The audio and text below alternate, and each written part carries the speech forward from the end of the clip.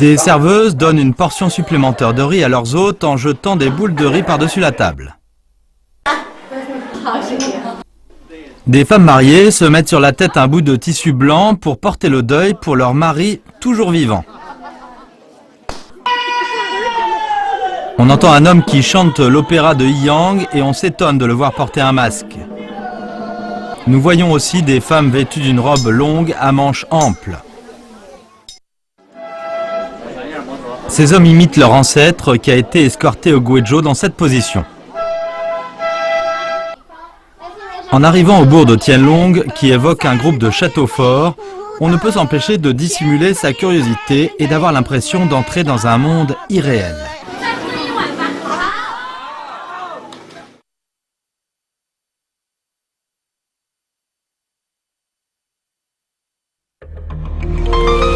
Situé dans le district de Pingba, rattaché à la ville d'Anshun dans le Guizhou, le bourg de Tianlong constitue un passage stratégique surnommé Voie d'Or qui relie le Guizhou au reste des régions occidentales du pays. Dans un vaste bassin situé à 28 km à l'est de la ville d'Anshun, on trouve quelques centaines de villages ombragés ayant leurs maisons entourées d'un mur d'enceinte en pierre. Ces villages portent tous un nom quelque peu étrange, Trunbu.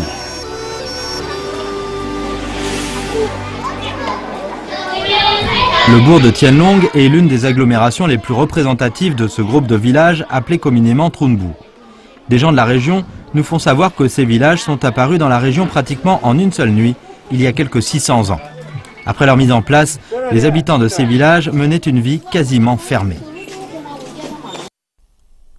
Vers le début de l'époque Ming, le fait qu'une troupe de Yuan, ayant à sa tête un certain roi des Liang, le cinquième fils de Kubilai Khan, et qui se retranchait dans la province du Yunnan, ne cessait de provoquer des troubles et d'assassiner des fonctionnaires nommés par le régime des Ming, mit l'empereur Zhou Yuanzhang, fraîchement accédant au trône impérial, dans une très violente colère. À la 14e année de son règne, soit en 1381, l'empereur Zhou Yuanzhang nomma comme commandant en chef Ying Chuanhou et Fu Youde, et comme adjoint Lan Yu et Mu Ying à la tête de troupes nombreuses de quelques 300 000 hommes, et leur ordonna de lancer une expédition dans le sud-ouest du pays. L'empereur donna l'ordre à ses troupes de rester en garnison dans la région en réalisant leur propre autosuffisance. Homme de science à la ville d'Anshun, Choi Xuezien a passé quelques dizaines d'années à visiter les villages de Trunbu et à étudier ce bout de l'histoire des Ming.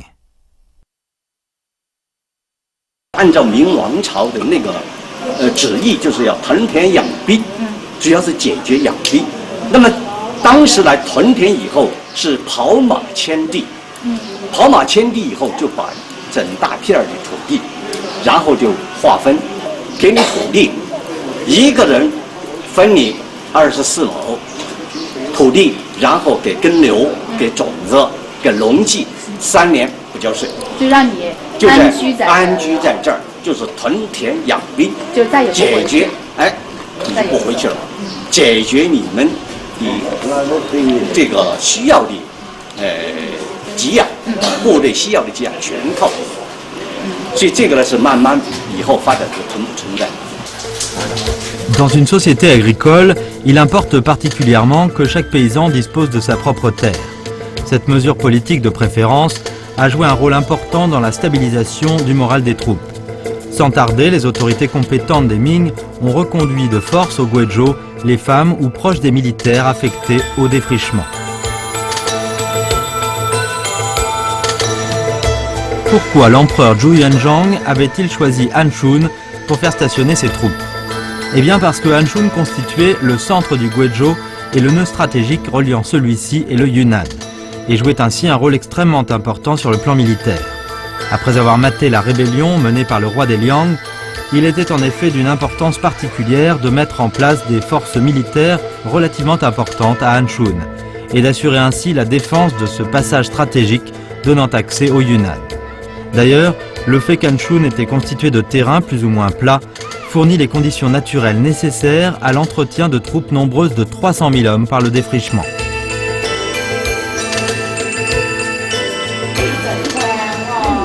Monsieur Choi Xuezien nous dit que pour avoir une bonne idée de l'évolution du bourg, on a intérêt à visiter le pavillon commémoratif des 4 clans pionniers.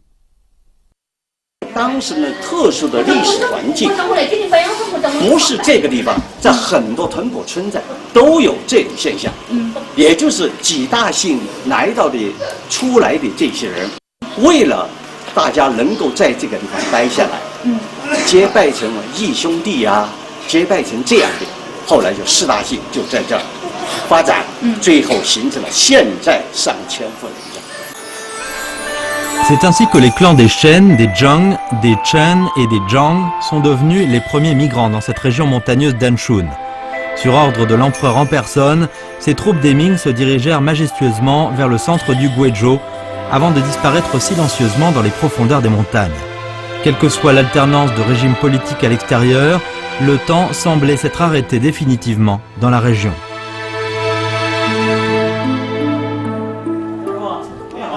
这个屯埔人过去曾经被误称，就像了吉龙这样，是把它归于凤头苗族，因为他的服装跟其他汉人不一样。其实他是汉人，而且是正宗的汉人，是来自江南汉人。 Selon M. Shuai Suédienne, la preuve la plus éloquente de leur identité n'est autre que les habits actuels des femmes locales. 屯埔服装有那个明代遗风，为什么有这么说？它跟清代服装不一样。清代服装的花边，这个花边很大，就是他们这个花边很大，刺绣很讲究。但屯埔很宽，但是屯埔人的服装呢，这个还算宽的，还有比这个窄的。它那个很窄。 所以那个是曾经在90年代发掘的一个荒王墓里边，就是明代朱元璋的一个儿子，是封为荒王。发掘那个荒王墓里边那个服装啊，跟屯埔服装很相似，非常相似。跟现，所以说我们说它是保存了明代的遗风。还有呢，它的腰带，这个腰带，你看它这个腰带是典型的。 丝绸系腰，它叫丝绸系腰。丝绸，它是这个头。哦，丝绸系腰。是说这一块是丝质的。丝质的，它这个有讲究。为什么用丝绸系腰？特别是年轻人，年轻人非戴丝绸系腰，因为这个丝绸系腰，它走起路来，按照他们的说法，要甩起衣钩样。 Des robes à manches amples, des ceintures ornées de franges en soie, des chaussures légèrement retroussées ornées de motifs de fleurs, des chignons entourés d'un bout de tissu blanc, voilà la toilette typique des femmes d'aujourd'hui du bourg de Tianlong. Monsieur Shuai Suédienne nous fait savoir qu'on appelle ce genre de toilette habit des Han de Fangyang, que mettaient les Han à l'époque des Ming. Du fait qu'il était pratiquement coupé du monde extérieur, le bourg de Tianlong a gardé pour l'essentiel, si ce n'est un petit changement apporté aux manches.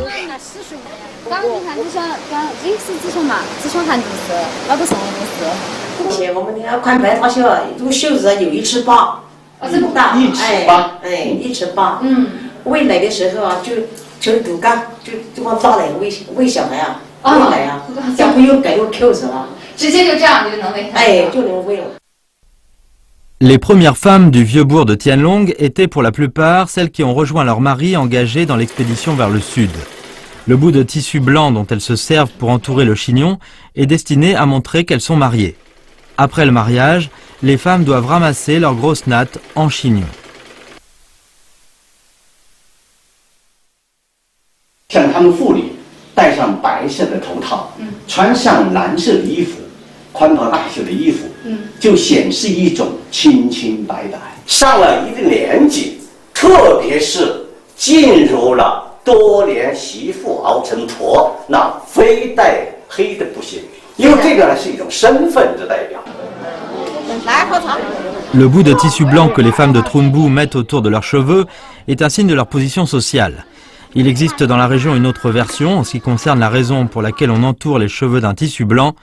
Du fait que les femmes de Trunbu étaient toutes des épouses de militaires, elles devaient porter le deuil pour leur mari avant leur mort sur le champ de bataille. C'est aussi une façon de montrer leur fidélité à l'égard de leurs hommes.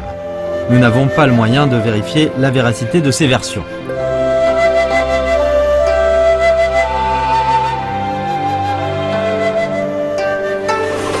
Et cette préservation se transforme en une sorte de maintien. Même les tailleurs du bourg persistent dans ce style. 由于那个土布呢只有1尺宽，1尺宽，所以它在这个缝制的时候，前边也好，后背也好，它必然要拼接。这种长袍大袖的，它这种长衫的，同样它必须有这根拼接的这根线。这个拼接线过去是因为布料短，现在布料虽然宽，但是它还是这么做。它保留它这种传统的技艺。Les tailleurs coupent les tissus en pièces d'1 pied de largeur avant de les rapiécer l'une à l'autre. Cette façon de faire semble quelque peu maladroite, mais c'est justement cette maladresse qui stimule notre curiosité. Comment ces migrants venus de loin ont-ils pu à l'époque survivre dans cette région?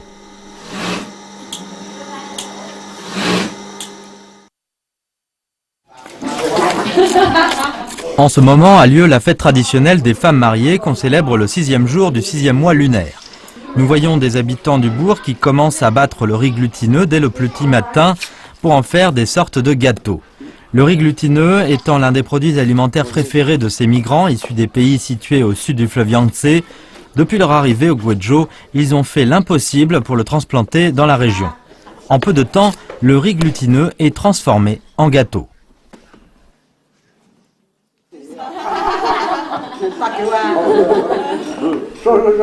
Une fois garnis de sésame sauté et d'autres farces, ces gâteaux de riz glutineux peuvent être conservés assez longtemps sans courir le risque de se gâter.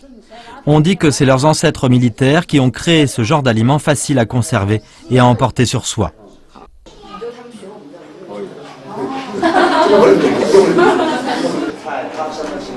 Avec le temps, les habitants de Trunbu ont réussi, en assimilant les techniques et spécialités culinaires régionales, à mettre en place des mets fort appréciés par la population locale.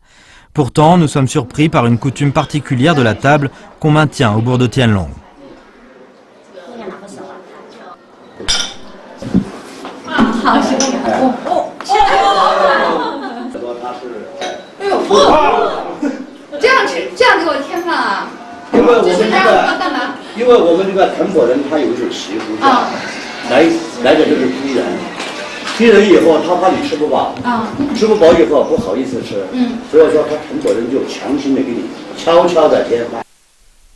Monsieur Chen Xiansong nous fait savoir qu'il s'agit là d'une façon de donner une portion de riz supplémentaire à un client en jetant une boule de riz par-dessus la table.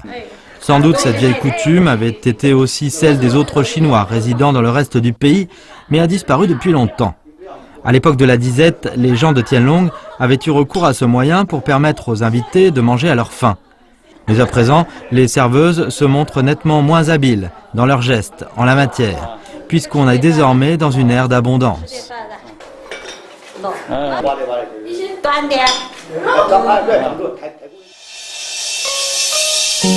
La maison dite Jiudaokran est la plus ancienne de toutes les habitations du bourg de Tianlong. Elle a l'air d'une forteresse du fait que ses murs ont été construits avec des pierres. Mais ce qui attire notre curiosité, c'est la taille des murs et des fenêtres. 淳朴人到这边生存以后，跟当地的民族产生有一点矛盾，所以呢，那个时候的这种为了防疫，所以它主要改变成结合当地其他民族的建筑特点，你比方说布依族的石头建筑，所以它就地取材。你看这个门，我们看见这个门，它这个门就是这个很矮，它其实为了就是敌人来了以后，其他人来了以后，它为了防疫。 Les premiers habitants du bourg de Tianlong venaient des pays riches situés au sud du fleuve Yangtze.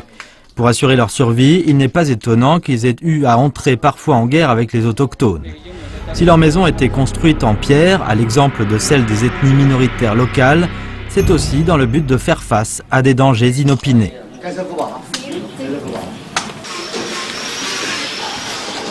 它这个大院是典型的江南的三合院、四合院的特点。它这个整个是木结构，它整个是木结构。因为这个屯埔村在这个房顶，必须石瓦，它用的是木头结构，这是住起来要舒服的多。哦，这里面全部都是木结构。木结构，它有一个是自己住的舒服，另外一个呢是便于雕刻、便于装饰。因为是屯埔人，他们是江南过来的。他们必须要承继他们江南人过来的那种心态。 Le fait que les maisons du bourg soient essentiellement en pierre et en bois prouve que ces premiers habitants avaient une profonde nostalgie de leur pays d'origine. Peut-être personne au bourg de Tianlong ne sait plus nous dire combien de temps ont pris leurs ancêtres originaires des régions situées au sud du Yangtze pour mettre en place ces murs d'enceinte en pierre et ces maisons couvertes d'ardoises. Mais ces sculptures de bois très fines montrent sans doute on ne peut mieux leur attachement à leur pays natal.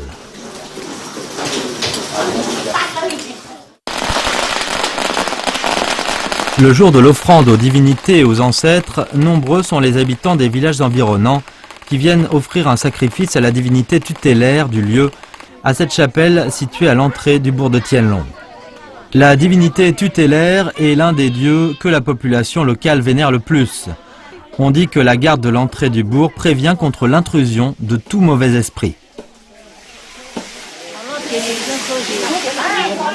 这烧水是要干嘛？烧水来杀鸡来还愿，就是来杀鸡来敬菩萨了。 Des gens du lieu nous font savoir que si on a fait un vœu à la divinité tutélaire, il lui faut absolument revenir l'année suivante au même jour à la chapelle pour tenir sa promesse engagée. Les mensonges peuvent servir à tromper les mortels, mais jamais les divinités. Selon une coutume existant depuis 600 ans, après la cérémonie des offrandes, les gens venus pour remercier les divinités doivent préparer sur place un repas copieux qu'ils partagent avec des amis. Au moment où les résidents pénètrent pour la première fois dans cette région, située dans la profondeur de la montagne du Guizhou, les conditions de vie extrêmement dures et la culture inaccessible des ethnies locales n'eurent pour conséquence que de renforcer leur dépendance et leur révérence à l'égard des divinités.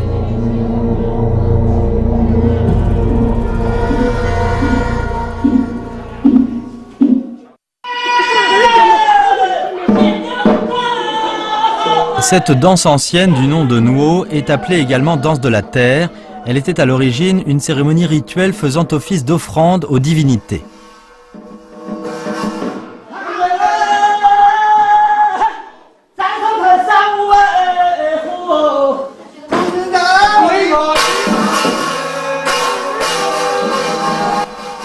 Monsieur Chen Xiansong est unanimement considéré comme l'un des rares héritiers, voire le roi de cette danse, du fait qu'il est doué d'une formation de base solide en la matière.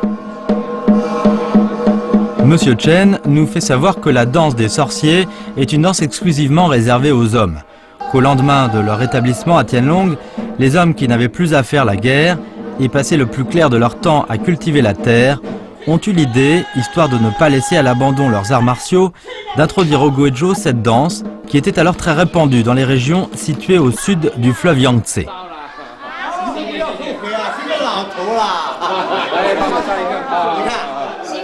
因为我们叫跳神，他戴上帘子是神，讨要帘子就是人，所以说他顶神，为什么要顶在额头上？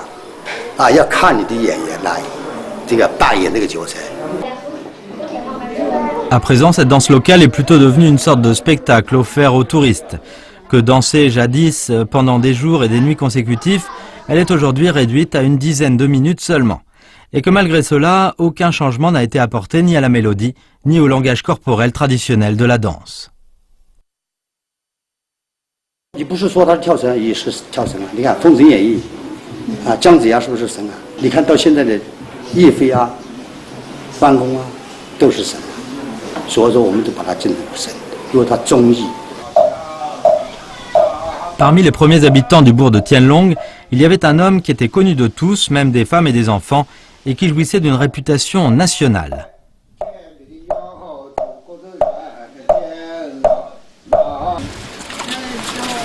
Shen Xiandong, habitant du bourg de Tianlong, emmène quelques adolescents de son clan prêts à participer au concours d'entrée au lycée pour qu'ils se recueillent sur la tombe de leurs ancêtres et qu'ils sollicitent ses bénédictions dans la réussite au concours. Shen Xiandong est descendant de la 20e génération du clan des Shen, établi au bourg de Tianlong. Sur la pierre tombale, on peut lire le nom de Shen Wansan.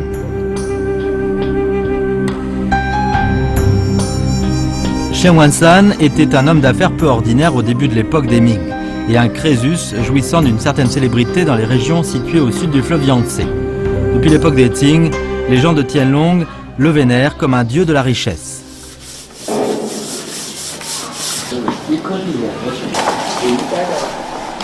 Pourquoi ce Crésus a-t-il pu venir s'établir dans le bourg de Tianlong, dans le Guizhou, situé à plus de 1000 li de son pays d'origine? Monsieur Shen Xiandong nous fait connaître une histoire légendaire.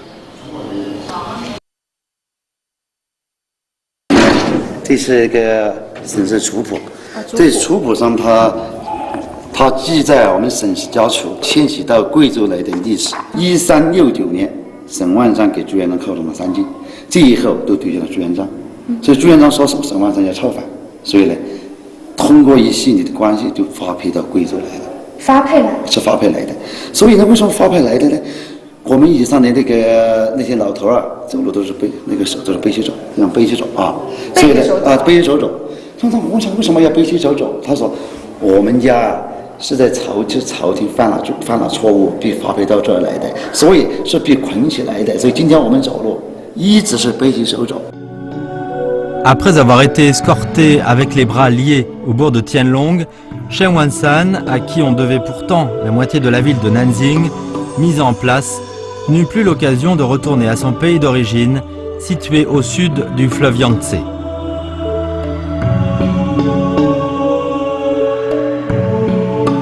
En 2006, Shen a enfin fait aboutir le vœu caressé par bien des générations de Shen.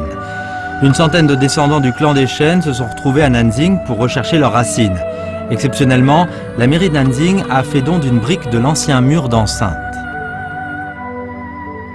这块墙砖作为他们对你们的认可，会赠给你。哎，对，这个墙砖，他们这个墙砖，他们对我们是沈万三的后裔，是真正的老的南京人，做出了定义。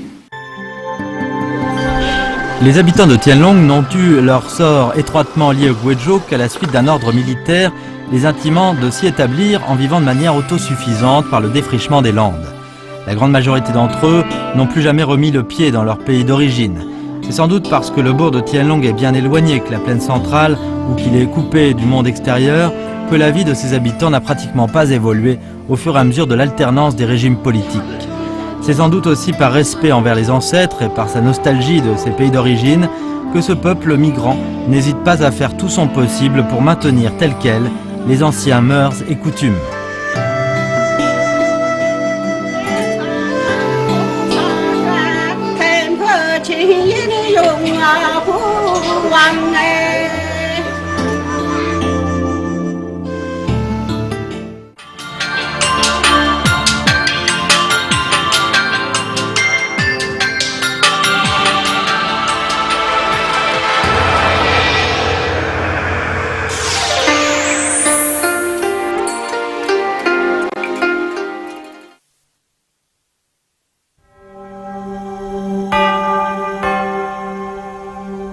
Ces édifices aux toiles jaunes dorées ne sont pas des palais impériaux.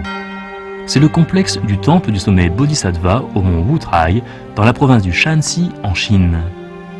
À partir de la dynastie des Tang, il y a plus d'1 millier d'années, la tuile jaune fut définie comme matière exclusive aux édifices impériaux. Le complexe du temple du sommet Bodhisattva, tant du point de vue du format, des couleurs que des décorations, respire la magnificence impériale. Les travaux de construction de ce complexe de temple sur le mont Wutrai commencèrent en l'an 480. Il y eut des extensions au fil des siècles. Le portique multicolore du temple porte la dédicace « Haut lieu sur un sommet miraculeux », calligraphié par l'empereur Kangxi. Mais ce qui est incompréhensible est que l'empereur eut mis un trait de moins au caractère chinois « sommet ». Jusqu'à ce jour, personne n'a pu fournir d'explication.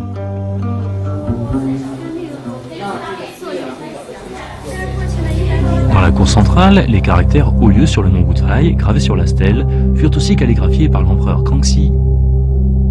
Par ces inscriptions lithiques, on peut pressentir que ce complexe de temple n'allait pas être un temple quelconque.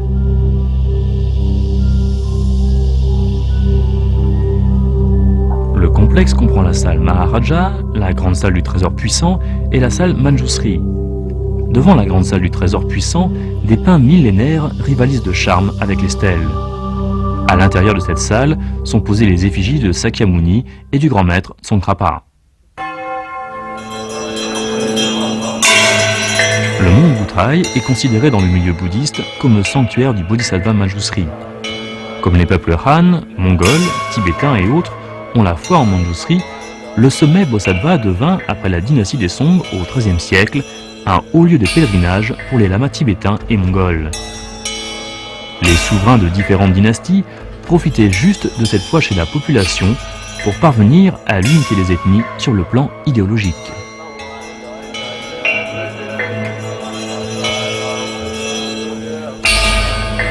L'inscription en 4 langues sur cette stèle fut calligraphiée par l'empereur Tianlong lors de son 6e pèlerinage sur le mont Wutrai. Il expliqua en personne le sens de sa dédicace. C'était pour encourager la secte des Jaunes du bouddhisme, pour maintenir la paix dans le pays. La secte des Jaunes fut dans le temps l'école dominante dans le bouddhisme. Mais ces termes « secte des Jaunes » utilisés ici englobent les bouddhismes mongols et tibétains.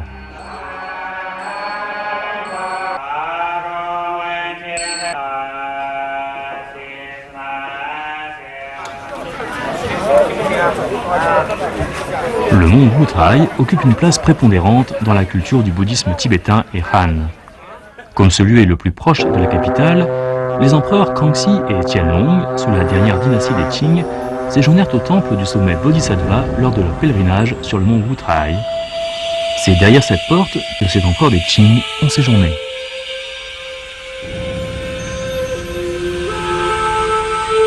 Dans l'Antiquité, en Chine, le jaune était considéré comme signe de noblesse et le pourpre de joie, de somptuosité et de richesse.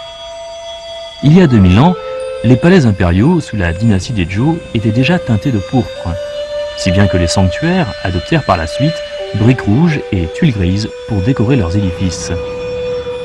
Comme les empereurs avaient leur résidence provisoire ici, ce temple fut autorisé à utiliser les mêmes matériaux que ceux des édifices impériaux.